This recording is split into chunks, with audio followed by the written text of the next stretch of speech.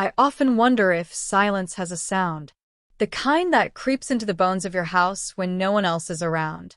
After curtain call, after the lights go down and the flowers are handed out, I come home to a quiet that echoes too loudly. 39, an actress by trade, a ghost by evening. The theater is generous. It gives me purpose, applause, the gaze of admirers, men who whisper that I'm radiant under the spotlight. But when the stage is bare, I'm just Lena. A woman who once wanted to be a mother, but couldn't. A woman who wanted to be loved, but couldn't be kept. They always leave, eventually. Not because I'm cruel or cold.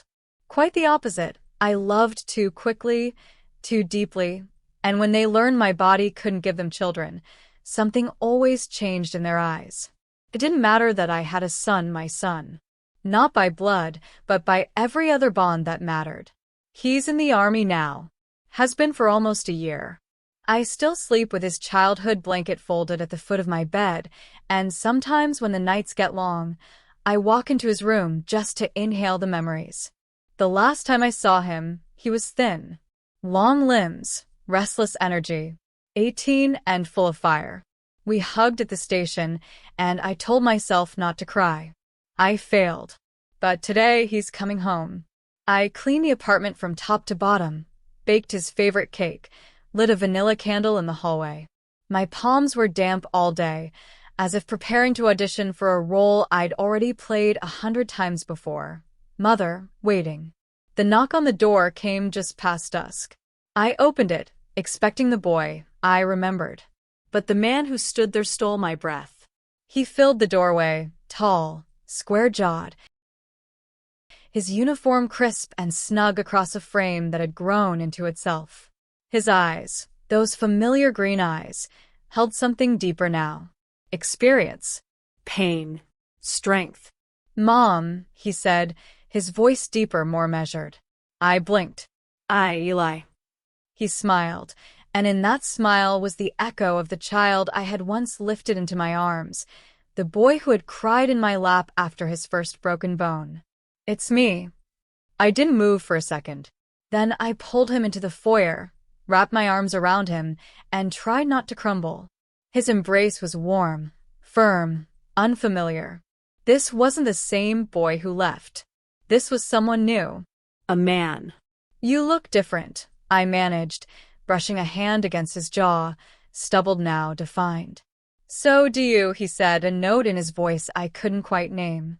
As he stepped into the apartment, everything felt too small for a second. Or maybe he had just gotten too big for it.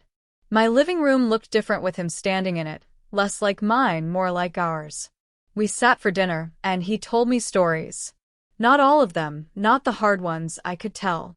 But he shared enough. The desert sun, the endless drills, the way he sometimes still woke up expecting to hear someone shout his name. I watched his hands as he spoke, stronger, veined, his fingers longer, steadier. He caught me staring once and smiled. My cheeks burned.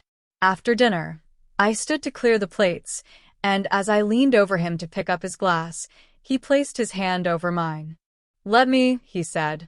His touch startled me, not because it was inappropriate, but because of the charge it carried. Gentle, protective. Like he wasn't just my son anymore, but someone who could carry weight. My weight. I nodded, retreating to the sink as he moved past me. For a moment, I allowed myself to close my eyes and listen to the sound of him rinsing the dishes. It was domestic, ordinary, and yet something had changed. That night, as he settled into his room, I stood outside his door, hand resting on the knob. I almost knocked just to say goodnight like I used to, but instead, I whispered through the wood. I missed you. I missed you too, Mom, came the reply. And I stood there a while longer, unsure of what I was feeling. Joy. Relief. And something I hadn't expected at all, curiosity. The next morning I woke before dawn, a habit formed over years of rehearsals and early curtain calls. But this time, I lingered in bed, listening. It was strange. After all the quiet, All the empty mornings with only the kettle for company. The silence now felt alive. Charged. I imagined him stirring in his room, stretching those long limbs, the sun climbing slowly up the bedroom wall where he once pinned up superhero posters and crayon drawings. Now those walls held nothing but shadows and silence. I hadn't touched them in his absence. When I finally entered the kitchen, he was already there, shirtless. My breath hitched, only for a moment, but I felt it. He stood by the window, sunlight gilding the sharp line of his shoulder. He turned, and for a moment, we just looked at each other. "Morning," he said, his voice rasped with sleep. I nodded, moving toward the coffee machine. "You always were an early riser." "Army does that to you," he replied, pouring himself a glass of water. "Can't sleep past 6 anymore." His torso bore the marks of discipline. A long scar curved beneath his ribs, faded but visible. My fingers itched. I busied myself with the kettle instead. "You hungry?" "Starving," he said, grinning. "I made us eggs, toast, fruit." He sat close, closer than I remembered, his knee brushing mine beneath the table. I told myself it was nothing, but the warmth lingered. He ate like he hadn't in weeks, complimenting every bite, and I laughed, really laughed, for the first time in what felt like years. After breakfast, we sat in the living room. I asked him if he had anyone special. He shook his head, almost shyly. "Too much chaos," he said. "Relationships don't hold up well when you're always being deployed." I nodded, then hesitated. "You know, I haven't been with anyone since you left." He looked at me, his gaze softening. "That's hard to believe." "What is?" "That no man's been smart enough to stay." I laughed again, more nervously this time. "They always want kids. And I can't give them that." Silence. "You gave me everything," he said, his voice quieter now. "You gave me a home, a life. I wouldn't be who I am if it weren't for you." The words made something twist inside me. A part of me wanted to reach out, to touch his cheek like I used to when he was sick. But he wasn't a boy anymore. That evening, we watched a film together, like we did when he was young. I had chosen it deliberately, an old favorite, lighthearted, safe. But as the movie played, I felt the energy between us change again. He had stretched out beside me on the couch, our shoulders brushing. I could feel the warmth of his skin through my thin sweater. When he laughed, I laughed. When he grew quiet, so did I. Then a moment. He shifted, his arm draping behind me, not touching, just hovering. My breath caught. "You cold?" he asked. "No," I whispered. But I didn't move away. And when the credits rolled, we didn't speak. We just sat there, the light from the TV flickering against the walls, illuminating this strange space we now shared. Something old and something new. He turned toward me, his voice hushed. "It's good to be home." My throat tightened. "It's good to have you home." His hand brushed mine. And though I knew I should have pulled away, I didn't. Not yet. The house had finally gone still. Eli had said goodnight, his voice low, his eyes holding mine for a second too long at the door of his bedroom. I watched his back retreat into the shadows of the hallway and listened as the latch clicked. A part of me exhaled. Another part wasn't ready for the quiet. I walked to my own room, slipping out of my sweater and into the soft folds of a nightgown I hadn't worn in years, sheer cream, embroidered lace along the neckline. It clung gently to me, like memory. Tonight felt different. There was a comfort in the air. The kind of comfort that doesn't come from solitude, but from presence. From knowing someone you love is just down the hall, breathing the same air, dreaming behind a closed door. I turned the dim lamp on, its glow falling over the bookshelf and the glass of wine I'd forgotten I poured. Then I reached for my old speaker, thumbed the power button, and let it fill the silence. A slow, romantic ballad began, one I used to dance to in the kitchen when Eli was still too small to remember. Now, with the door slightly ajar and the moonlight spilling across the hardwood floor, I closed my eyes and let the music carry me. My bare feet slid over the floor like breath across skin.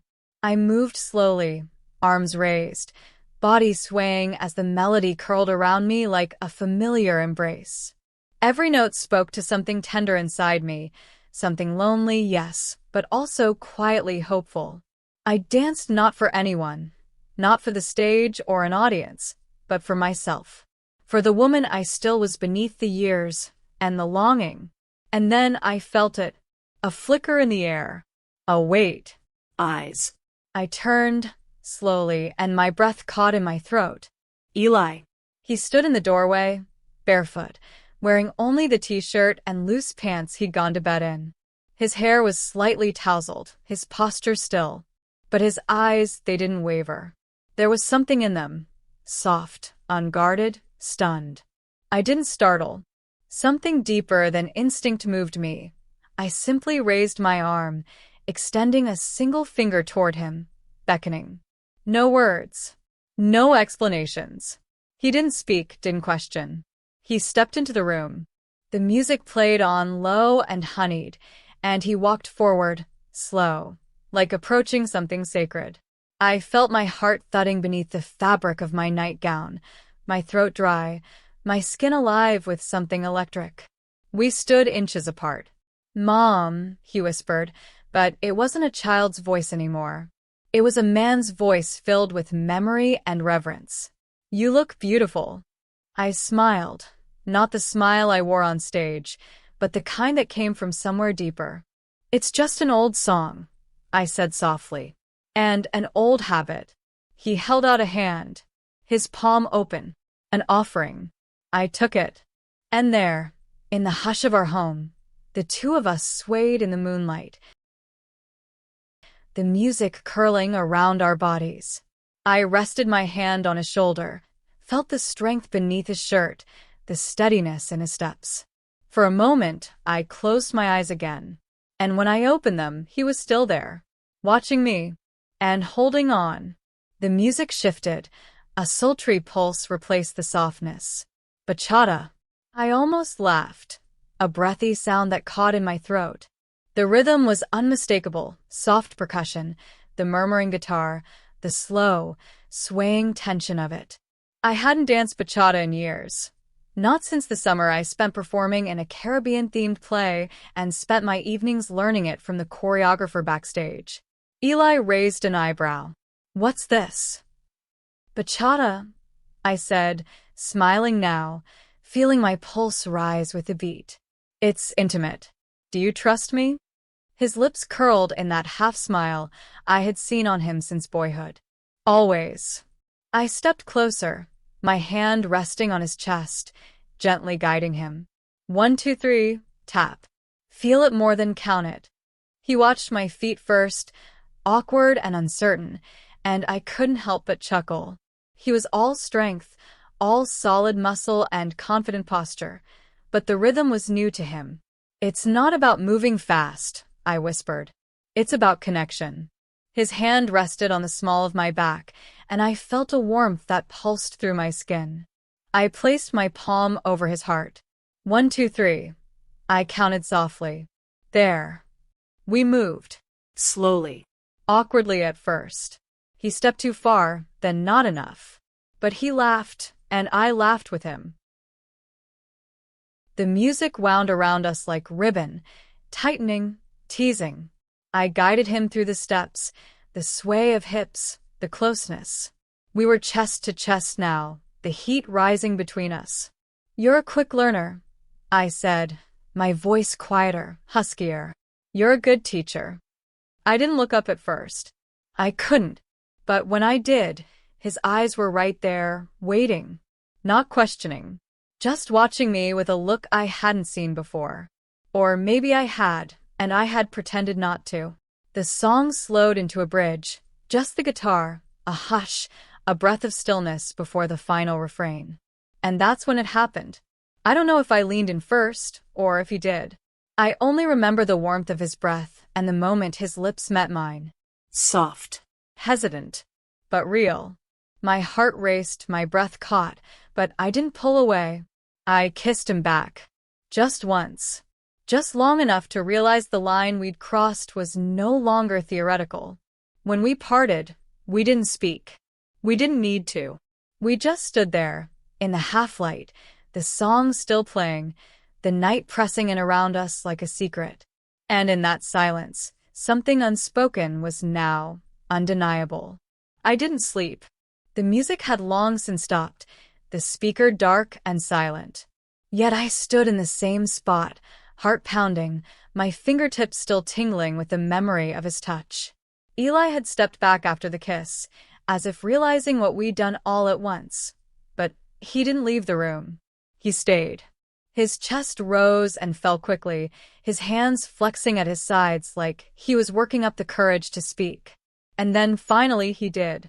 "I need to say something," he said, his voice deeper than I'd ever heard it. "Please just let me finish before you say anything." I nodded, unable to trust my voice. "I've always known I was adopted," he began. "You never hid that from me. And it never mattered to me because you were always my mother. But I've also always known we weren't bound in the way people assume." He stepped closer, his eyes never leaving mine. "I spent years trying to understand what I felt, this connection I have to you. And I know how it sounds, but it isn't confusion. It isn't impulse. It's the clarity I didn't know I needed." My breath caught. "All this time," he said more softly now, "I thought I was missing something out there.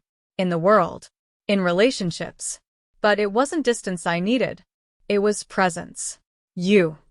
My eyes welled with tears, and I shook my head, not in denial, but in disbelief. "Eli, I know what we are. I know what you've been to me. And I know that this thing between us doesn't change the love we already had. It just expands it, deepens it." I turned away for a moment, my hand pressed against my chest. My thoughts were racing, tangled. "I don't know what to do," I whispered. "I don't know if I can, if I should." He stepped behind me, his hands resting gently on my arms. "You don't have to decide anything tonight," he said. "I just needed you to know that you're not alone in this." I leaned back, instinctively, and he wrapped his arms around me. "And maybe," he murmured against my shoulder, "we've been searching for something we already had. A connection deeper than titles or rules." I didn't speak. I couldn't. Because some part of me, a part one had tried to silence, knew he was right. This wasn't about a moment of weakness. It was about a truth that had been quietly blooming between us for years.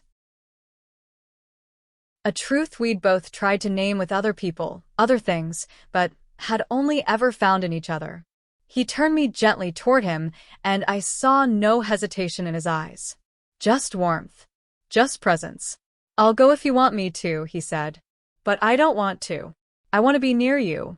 Even if we say nothing more. Even if this goes no further." I shook my head. "Don't go." He nodded, just once. And we walked to my bed, quietly, carefully. He lay beside me, and I curled into him as naturally as if I had done it 1,000 times. No words. No promises. Just breath and warmth and understanding. In his arms, I felt something I hadn't in years. Not fear. Not guilt. Home. We fell asleep like that, wrapped around one another, suspended in a moment too fragile to name. But I knew it, deep in my bones. This, whatever it was real. And maybe that was all I needed to know.